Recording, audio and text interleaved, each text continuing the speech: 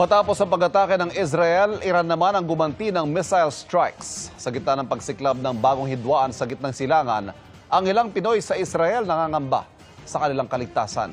Ang kanilang kwento tinutukan ni JP Soriano.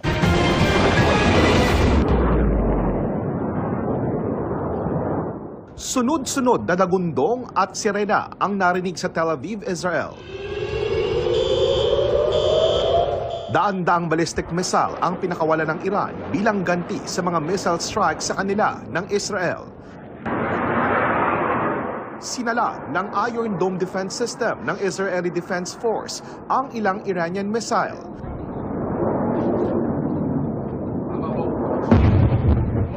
Bagamat may mga nakalusot at bumagsak sa iba pang bahagi ng Israel, kung saan dalawa ang naiulat na namatay.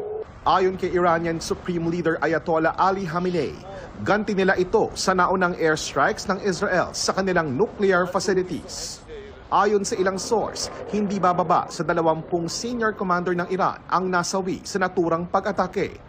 Giit ng Iran, Israel ang nagsimula ng gyera, kaya tatapatan daw nila ito at pananagutin ang Israel.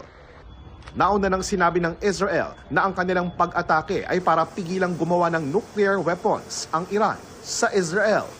May phone up ang mga residente para makita ang bilang ng airstrikes na tumama sa kanila. Nasa 50,000 Pilipino ang nasa Israel ngayon. Karamihan sanay na raw sa mga airstrike.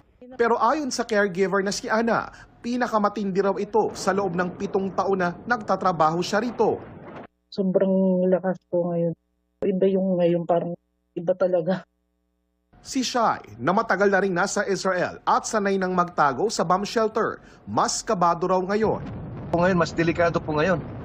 Kasi pinagsasabay po nila ang mahigit 100 na mga drones at saka ballistic missile at hindi 100% na makayanan ng mga ng Iron Dome yung nangyayari ngayon, kaya maraming lumulusot. Nag-convene na ang crisis management team ng Embahada ng Pilipinas sa Israel. To review the contingency plan, tapos tignan yung current situation, kung anong nangyayari. Chinek din natin status ng mga shelters, yung mga ginamit din natin the last time, no? Walang naiulat na Pilipinong nadamay sa mga pag-atake sa Israel. Wala pa ring mandatory evacuation pero may siyam ng OFW ang humiling na maparepatriate. We're coming up with plans to bring our people out, no, not by air but probably by land, towards Jordan or towards Egypt.